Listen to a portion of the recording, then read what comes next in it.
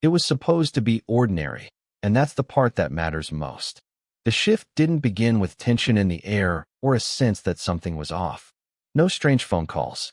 No uneasy silence. Just the familiar routine she'd lived inside for years. Same uniform. Same drive. Same building that barely noticed when people came and went. She had already marked the date in her mind as her last one, not with excitement, not with sadness, just with relief. One more clock in. One more set of hours. Then she would be done. She moved through the start of the shift the way people do when they've done something 1,000 times. Muscle memory took over. Small talk that barely registered. A quick check of what needed to be done. Nothing unusual stood out. If someone had asked her how she felt, she probably would have shrugged and said fine. That word people use when they mean stable, predictable, manageable. Fine meant no surprises. Her final shift wasn't meant to be remembered. It wasn't supposed to be symbolic. It wasn't the closing chapter of a long story. It was just an ending on paper. A date on a schedule. The kind of moment that passes quietly while the world keeps moving. The kind that doesn't deserve a spotlight. There were no warning signs earlier that day either. She woke up like always. Went through the same motions. Maybe she paused for a second longer than usual before leaving the house. Not because she sensed danger, but because endings have weight even when we don't talk about them. Still, nothing felt dramatic. No voice in her head telling her to stay home. No sudden dread. Just another workday. People underestimate how powerful routine can be. Routine convinces you that tomorrow will look like yesterday. It lowers your guard. It makes you believe that if nothing bad has happened before, nothing bad will happen now. That belief followed her into the building. She trusted it, because most of us do. She wasn't reckless. She wasn't careless. She did everything the way she always had. That's what makes the shift so haunting in hindsight. There was no mistake that led to what happened. No choice she could point to later and say, that's where it went wrong. The night didn't turn violent because of something she did differently.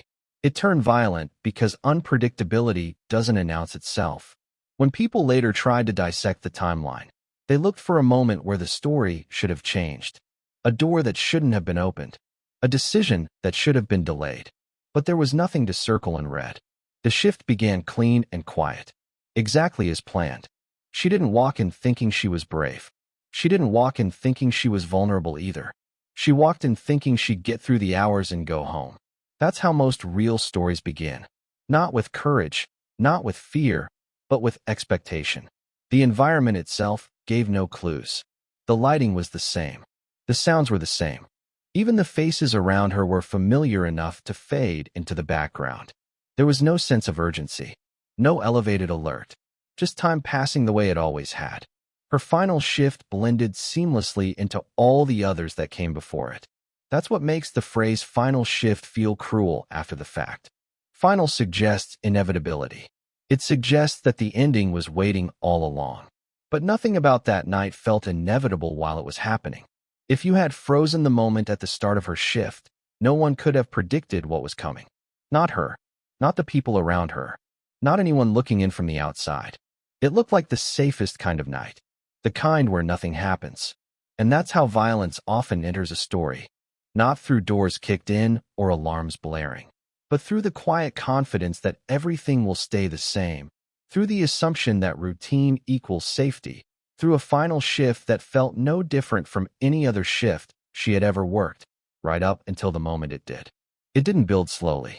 It didn't give anyone time to adjust or understand what was happening. One moment the shift was still moving forward like it always had, and the next moment it wasn't. The change was instant, sharp, and disorienting. Violence has a way of collapsing time like that. Before and after become the only markers that matter. There was no dramatic lead-up. No raised voices echoing down a hallway. No visible warning that danger had entered the room. The space didn't feel unsafe until it suddenly was. That's what made it so jarring. The brain struggles to catch up when reality shifts too fast. Confusion comes first, then disbelief, then fear. People nearby would later say it happened in seconds. Some would swear it felt longer. Others would say it was over before they could move. That's how chaos works. Everyone experiences it differently, even when they're standing in the same place. What they all agreed on was how quickly normal disappeared. The violence wasn't abstract. It wasn't distant. It was right there, immediate and personal. There was no buffer between her and what was happening. No time to step back and assess. No chance to weigh options. The moment demanded a reaction before thought could fully form. Sound changed first. The air felt heavier, louder. Familiar noises were drowned out by something sharper, something that didn't belong. Movement followed. Sudden, erratic, impossible to predict. The body reacts before the mind has a name for what it's seeing. Adrenaline surges whether you're ready or not. Training, instinct, and habit collide in moments like that. You don't rise to the occasion. You fall back on what's already inside you. There's no room for planning. Only action. She didn't have the luxury of asking why this was happening or how it should have been prevented. All she had was the moment in front of her. Fear didn't arrive neatly. It came in fragments. A spike in the chest. A tightening of breath. The awareness that the situation was no longer controlled. But fear didn't stop her. It didn't freeze her in place. It moved alongside her, loud but secondary. The violence rewrote the rules of the space instantly. What had been familiar became hostile. What had been routine became dangerous. The sense of safety that routine had built over years vanished in a blink. That's the thing about sudden violence. It doesn't just hurt bodies. It destroys assumptions. Later, people would try to pinpoint the exact second when everything changed. The first move, the first strike, the first sound that shouldn't have been there. But in the moment, those details blur together. The mind doesn't record clean footage. It stores impressions. Pressure, motion, noise, urgency. She didn't know how long it would last. She didn't know how bad it would get. She didn't know who else might be hurt. All she knew was that the shift she thought she was finishing had turned into something else entirely, something she had never planned for. Violence doesn't ask permission. It doesn't care about schedules or final days or plans made for afterward. It interrupts without apology. It takes over the story whether you want it to or not. And once it enters, nothing stays the same, even if the physical damage is contained. The people around her were forced into the same sudden recalculation. Roles changed instantly. Observers became participants. Bystanders became witnesses. Everyone was pulled into the gravity of the moment, whether they wanted to be or not. Afterward, there would be questions. How did it escalate so fast? Why wasn't it stopped sooner? What could have been done differently? But during those seconds, none of that existed. There was only the reality of what was happening and the need to respond to it. The violence didn't just interrupt the shift. It fractured it. It split time into pieces that would never fully line up again. The part of the night that came before would feel distant, almost fictional. The part that followed would carry weight that never fully lifted. Nothing about the shift could return to ordinary after that point. Even if the building looked the same. Even if the lights stayed on. Even if the clock kept moving forward. The moment violence entered, it took control of the narrative, reshaping everything that came after, leaving behind a line that could never be uncrossed in the middle of the chaos. Her response wasn't loud or dramatic. It wasn't the kind of thing that looks impressive from a distance. It was controlled, instinctive, and grounded in who she had always been. While everything around her fractured, she stayed present. Not calm in the sense of being untouched by fear, but focused in a way that narrowed her world down to what mattered most. She didn't waste time trying to understand the why. There was no mental replay of how the shift should have gone. No hesitation rooted in disbelief. The moment demanded action, and she met it where it was. Her body moved before her thoughts fully caught up, driven by habit, responsibility, and a deep sense of duty she didn't consciously choose in that moment. Pain, confusion, and danger competed for attention, but none of them took control. She assessed what was in front of her as best she could, adjusting as the situation shifted. Every movement had purpose. Not rushed, not reckless, but deliberate. She wasn't trying to be heroic. She was trying to do what needed to be done. People later talked about how she didn't panic. How her voice, when she used it, stayed steady. How she didn't escalate what was already volatile. That kind of composure doesn't appear out of nowhere. It comes from years of showing up, from being relied on, from understanding that your actions affect more than just yourself. She was aware of others in the space, even as the threat pressed in close. Her attention wasn't inward. It didn't collapse into self-preservation alone. She stayed outward-focused, tracking movement, gauging reactions, making decisions with incomplete information. That awareness mattered. It shaped every choice she made in those moments. Fear didn't disappear. It surfaced in physical ways, tightening muscles, sharpening senses. But it didn't override her judgment. She didn't freeze. She didn't lash out blindly. She stayed engaged, responding instead of reacting. That difference is subtle but critical in moments like that. Her response wasn't perfect. No response ever is when seconds are fractured and pressure is relentless. But it was human and grounded. She adapted when things didn't go as expected. She adjusted when control slipped. She stayed connected to the reality unfolding in front of her rather than the fear of what might come next. What stood out most to those who witnessed it was her resolve. Not stubbornness. Not defiance. Resolve.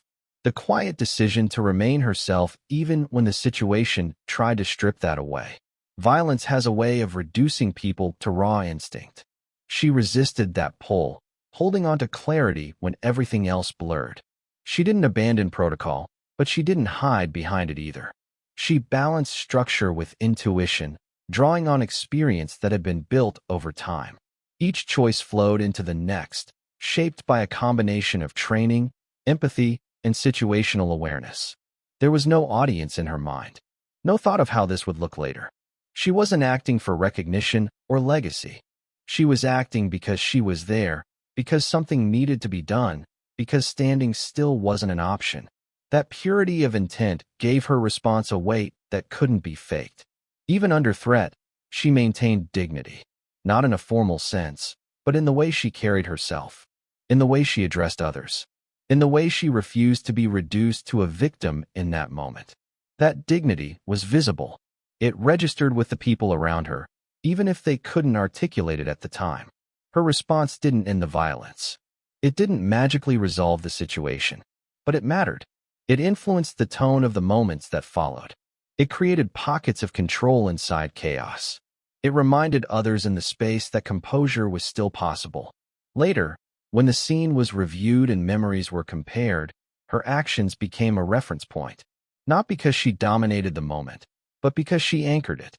In a situation that threatened to spin completely out of control, she became something steady to orient around, something solid in a moment defined by instability, reacting with clarity while everything else seemed to fracture around her by the time they arrived. The scene no longer resembled what it had been at the start of the shift. The air felt different, heavier, charged with the aftermath of something that couldn't be undone. People moved more slowly now, voices lower, actions careful. What had been chaos was settling into shock. And then there was movement at the edge of it all, deliberate and unmistakable. They didn't rush in shouting orders. They didn't need to. Their presence alone shifted the atmosphere. These were men whose posture told a story before they ever spoke.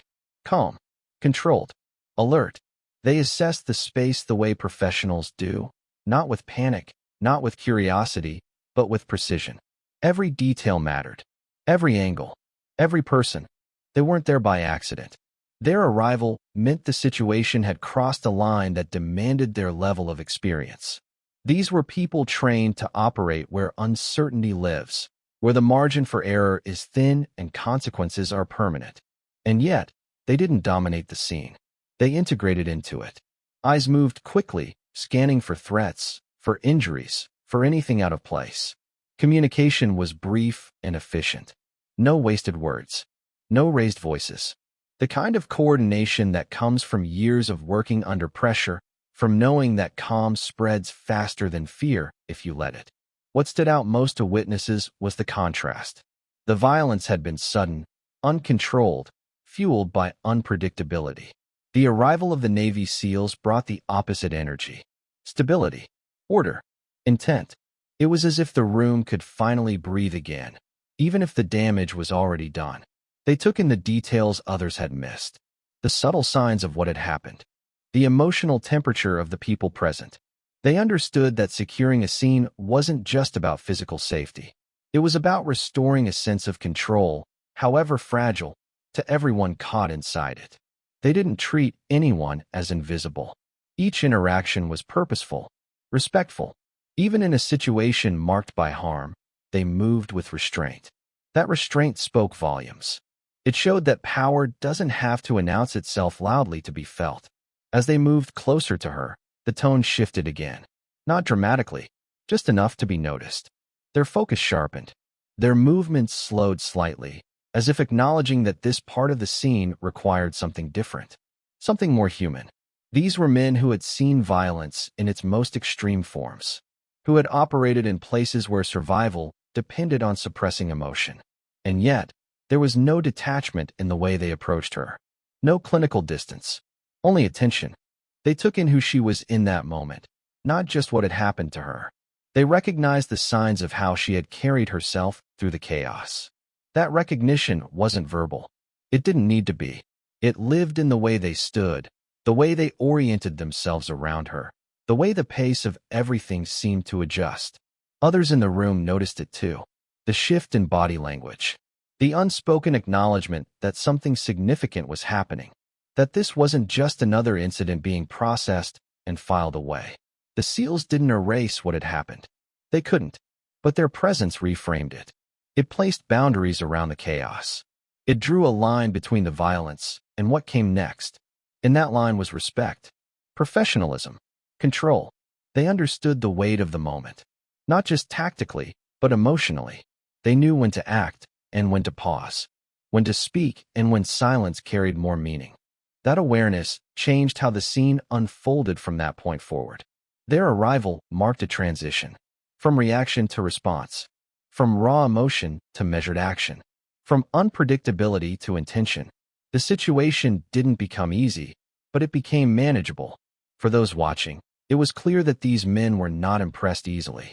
They had seen courage under fire before. They had witnessed resilience in its rawest forms, which made their attention, their stillness, their focus on her all the more telling. Nothing about their presence felt performative. There was no sense of spectacle. Just professionals doing what they do, guided by a code that values discipline, respect, and awareness of the human cost of violence. As they stood there, taking in the scene, acknowledging her in their own quiet way, it became clear that this moment would not be remembered only for what had been done to her, but for how those trained for war recognized something in her that deserved to be met with the same level of seriousness, the same calm respect, the same unwavering attention they would give to one of their own in a moment that demanded it. The salute didn't come immediately. That was part of what made it so striking. There was a pause first, a stillness that settled over the space as if everyone instinctively understood something was about to happen. The noise that had filled the room earlier faded into the background. Conversation stopped. Movement slowed. Attention narrowed without anyone asking it to. One of them shifted his stance, straightening slightly, feet planted with intention. It wasn't exaggerated. It wasn't ceremonial in the way people imagine salutes from movies or parades. It was precise, restrained, and deliberate. The kind of movement that comes from habit, not impulse.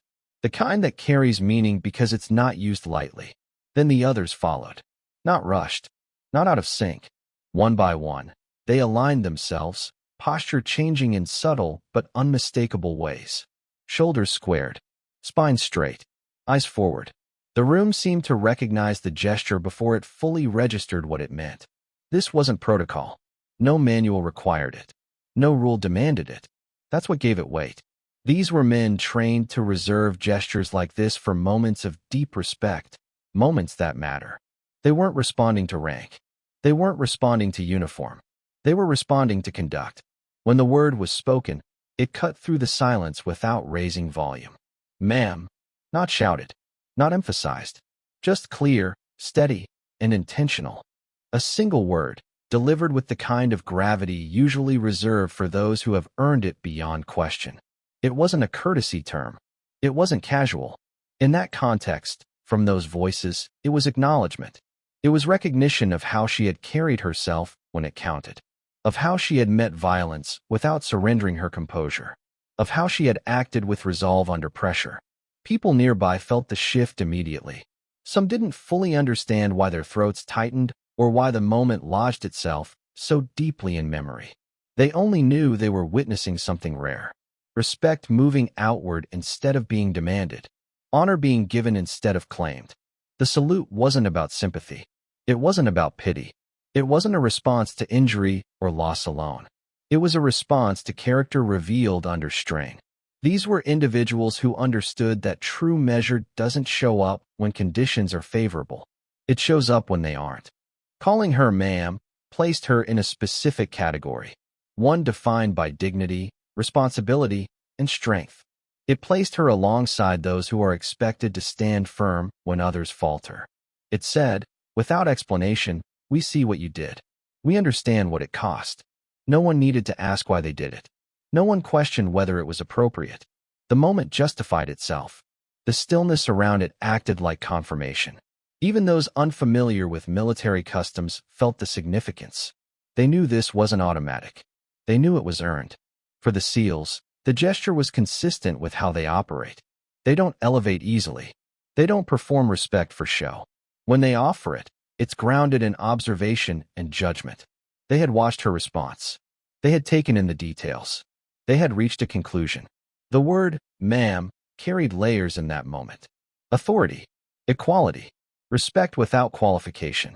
It removed any sense of hierarchy based on circumstance. It said that in that space, at that time, she stood as someone worthy of the same regard they would give to a fellow operator who had held the line. The salute froze the moment in a way nothing else could have. It marked a boundary between what had happened and how it would be remembered, not as chaos alone, not as violence alone, but as a moment where character was seen and honored. Those who witnessed it would later struggle to explain why it stayed with them. They would talk about the quiet, the posture, the single word. They would say it felt heavier than speeches ever could, more meaningful than any formal recognition. The gesture didn't change the facts of the night. It didn't undo harm. It didn't rewrite what had occurred, but it reframed it. It shifted focus from what had been taken to what had been demonstrated, from damage to dignity. In that brief exchange, without ceremony or announcement, a line was drawn around her actions. A line that said this matters. This will not be overlooked. This deserves acknowledgement from those who know the cost of standing steady under threat, who understand the language of respect spoken not through applause or noise, but through silence, posture, and a single word delivered with absolute intention. What followed wasn't about turning her into a symbol, at least not at first. It was about understanding what had actually happened beneath the surface of the violence. In the days after, people tried to tell the story using the easiest frame available. A tragic incident, a senseless act, a life intersecting with the wrong moment. Those words were convenient, but they were incomplete. Because the core of her story wasn't the violence itself. It was how she met it. That distinction mattered. It shifted the focus away from what was done to her and toward what she demonstrated when it mattered most. That shift didn't happen automatically. It happened because people who understood pressure recognized something familiar in her response. Honor isn't loud. It doesn't announce itself or demand attention. It's often identified by those who know exactly how rare it is. The Navy SEALs didn't see a victim first. They saw conduct. They saw discipline under strain. They saw someone who didn't abandon responsibility when the situation turned hostile. That recognition reframed everything. It changed how the story was told in quiet conversations. It changed how witnesses remembered the details. It changed what people emphasized when they spoke about her. The violence became context, not definition. Tragedy tends to flatten stories. It reduces people to what happened to them. But honor restores dimension. It brings back agency. It acknowledges choice, even in moments where options are limited. Her story resisted being flattened because too many people had seen her choose presence over panic. The reason her story endured wasn't because of spectacle. There were no dramatic speeches, no public ceremonies designed to draw attention. It endured because it carried a kind of credibility that couldn't be manufactured. When people learned that Navy SEALs had saluted her, addressed her with respect usually reserved for their own, it stopped casual dismissal in its tracks. Those men don't give gestures away. They operate in environments where respect is earned through action, not intention. Their acknowledgement served as a filter. It separated the story from exaggeration and anchored it in something solid. It told people, without elaboration, that this wasn't just another headline. As the story spread, it didn't do so as gossip. It moved quietly, person to person, often shared in moments of reflection rather than excitement. People didn't repeat it for shock value. They repeated it because it challenged assumptions about strength and authority. Her role didn't fit neatly into traditional definitions of heroism. She wasn't seeking danger. She wasn't trained for combat. She didn't step into the situation expecting recognition. And yet, when pressure arrived, she responded in a way that aligned with the highest standards of composure and responsibility. That contradiction made the story resonate. It suggested that honor isn't confined to uniforms or titles, that it can surface in ordinary roles during unplanned moments, that the line between civilian and warrior is thinner than people like to believe when values are shared.